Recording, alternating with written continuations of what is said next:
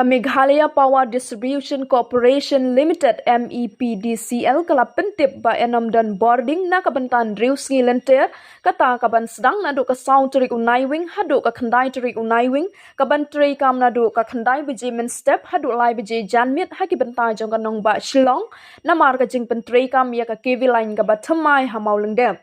haka jingpen bana shutdown ka MEPDCL kala ong baki jaka ke ban shakta na ka jingshnai ka 33 kV MES feeder ken kentup ya ka MES Assam Regiment Center, Assam Rifles Office Complex, Assam Rifles Residential, MES Hospital, PGCIL, NERPC,